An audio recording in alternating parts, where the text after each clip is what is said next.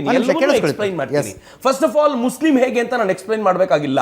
ಇದ್ರ ಹಿಂದೆ ಸಮೀರ್ ಯಾಕೆ ಬಂದ, ಸಮೀರಿನ ಜೊತೆ ನಜ್ಮಾ ಯಾಕೆ ನಿಂತ್ಕೊಂಡಿದ್ಲು, SDPI ಯಾಕೆ ಬಂತು, ಹೇಗೊಂದು ಇಡೀ ಕೊಟೇರಿ ಇದ್ರ ಹಿಂದೆ ಕೆಲಸ ಮಾಡ್ತಿದೆ, ಸಮೀರ್ನ ವಿಡಿಯೋಕ್ಕೆ ಬಾಟ್ಸ್ಗಳು ಎಲ್ಲಿಂದ ಬರಲಾಯ್ತು, ಎಲ್ಲಿಂದ ಪರ್ಚೇಸ್ ಮಾಡಲಾಯ್ತು, ಸ್ವಲ್ಪ ಇನ್ವೆಸ್ಟಿಗೇಷನ್ ಮಾಡಿದ್ರೆ ಗೊತ್ತಾಗ್ಬಿಡುತ್ತೆ. Simple tactics.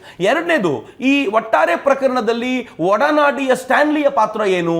2023ರಲ್ಲಿ ಒಡನಾಡಿಯ ಸ್ಟ್ಯಾನ್ಲಿ ಮನೆ ಮನೆಗೂ ಹೋಗಿ ಧರ್ಮಸ್ಥಳದ ಮನೆ ಮನೆಗಳಲ್ಲೂ ಒಂದು ರೇಪ್ ಕೇಸನ್ನು ಹಿಡ್ಕೊಂಡು ಇಷ್ಟು ಜಾಗೃತಿಯನ್ನು ಮೂಡಿಸುವಂತ ಪ್ರಯತ್ನ ಮಾಡಿದ್ಯಾಕೆ? ಹೆಣ್ಣು ಮಗಳಿಗೆ ನ್ಯಾಯ ಬೇಕು ಅಂತಂದ್ರೆ ಚಿತ್ರದುರ್ಗದಲ್ಲಿ ಒಡನಾಡಿಯ ಸ್ಟ್ಯಾನ್ಲಿ ಯಾಕಿಲ್ಲ?